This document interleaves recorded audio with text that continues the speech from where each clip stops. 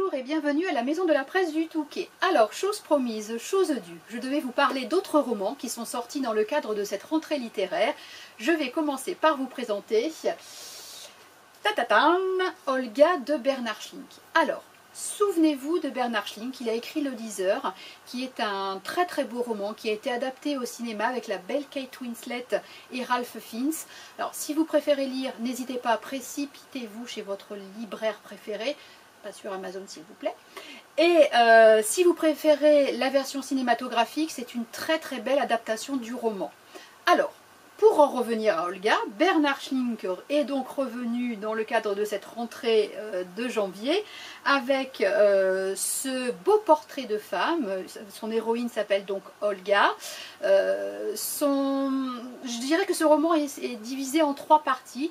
Dans la première, nous allons faire la connaissance d'Olga, qui est née modeste, élevée par sa grand-mère qui est dénuée totalement d'amour. Olga, pour vous expliquer un petit peu qui elle est, c'est une jeune fille qui est avide de littérature, de connaissances et surtout qui veut devenir institutrice. Et c'est un peu compliqué à cette époque-là parce qu'on se situe à la fin du 19e siècle en Allemagne. C'est vrai que c'est pas toujours facile pour les femmes d'acquérir ce poste. De l'autre côté, nous faisons la connaissance d'Herbert, qui lui est le fils de riches industriels. Herbert est épris de liberté, d'immensité, d'infini. Et c'est vrai qu'ils vont se rencontrer à l'école et les jeux d'enfants vont au fur et à mesure se transformer en jeux de séduction. Ils vont s'éprendre l'un de l'autre et c'est vrai que cette relation va être mal vue des parents d'Herbert.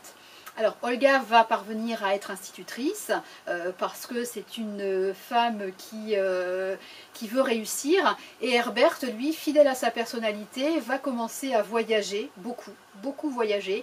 Il va partir en Afrique, il va également partir en Argentine et en Arctique et ce sera sa dernière expédition puisqu'elle lui sera fatale.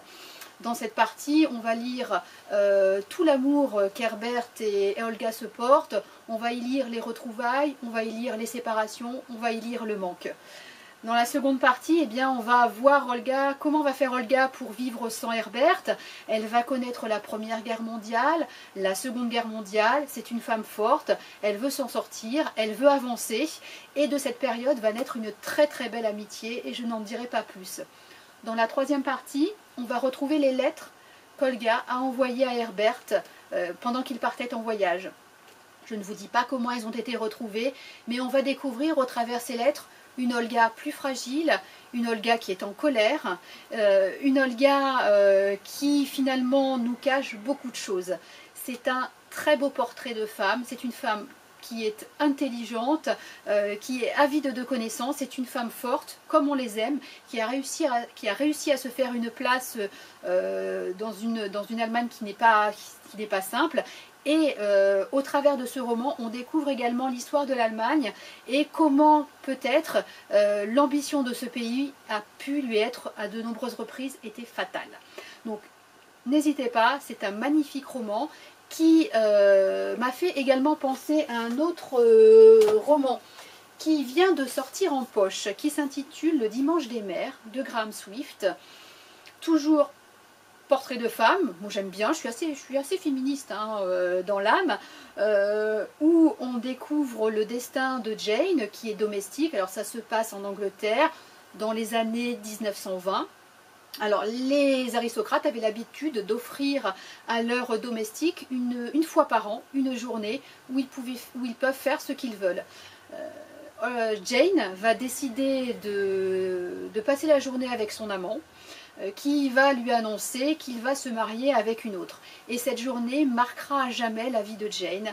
Et n'hésitez pas, achetez ce livre et lisez-le. C'est juste magnifiquement écrit. Céline, je te prie de m'excuser, je vais me faire enguirlander par Céline. Alors Céline s'occupe de notre compte Facebook, elle fait les vidéos, elle fait les publications. Merci pour ton travail, je vais abuser, je vais faire une grosse vidéo, mais je ne veux pas m'arrêter là. Et je veux vous présenter le dernier roman de Pierre Jourde qui s'intitule Le voyage du canapé lit. Je voulais vous en parler parce que le titre m'a interpellée. Et c'est vrai que comme l'indique le petit bandeau, ça déménage. Alors je vous explique, je fais vite. Donc la maman de Pierre Jourde a hérité de sa mère, qui était une femme acariâtre et complètement odieuse. Et parmi les divers objets qui peuvent rester, elle décide de garder un canapé lit et 2 fauteuils vert olive, très très moche. Et Pierre Jourde va nous raconter un petit peu, va nous faire en fait un road trip de Créteil à Lussot, qui est un petit village dans le Cantal, où il va convoyer ce très laid canapé-lit avec son frère Bernard et sa belle-sœur Martine. Alors ce road trip est l'occasion de parler de la jeunesse, de leur jeunesse tumultueuse, de se rappeler les souvenirs. Certes, le langage peut être parfois un peu familier, il y a des blagues scato, mais on rigole beaucoup, c'est truculent, le vocabulaire utilisé est remarquable, et parfois Pierre Jourde se met à philosopher, et c'est vraiment un roman qui est plein de fraîcheur, qui est truculent, et vous allez beaucoup rire. Et pour rebondir sur ce roman, il m'a fait beaucoup penser à un autre, qui a été écrit par Fabrice Caro, qui est l'auteur de nombreuses BD, et notamment la BD Zai Zai Zai, qui a écrit, c'était à la fin de l'année dernière, Le Discours, où il nous présente un homme qui s'appelle Adrien, qui est totalement déprimé. C'est tout le roman se passe un dimanche pendant un repas de famille où Adrien a l'habitude chaque dimanche de déjeuner chez ses parents avec sa sœur et son beau-frère. Sa sœur va se marier et son futur beau-frère lui demande de faire un discours lors du mariage. Ça va complètement le traumatiser, d'autant plus que il s'est fait larguer par sa copine et il n'attend qu'une chose, c'est qu'elle lui réponde à un SMS qu'il lui a envoyé en début de matinée. Ça va partir en sucette entre le gratin d'amphilois, entre le repas, c'est vraiment très très drôle. Alors voilà le discours de Fabrice Caro. Je vais m'arrêter là quand même et je vous annonce d'ores et déjà que la prochaine fois je parlerai de livres qui font peur, de thrillers, et je vous dis donc à bientôt. Merci pour votre fidélité. Ciao.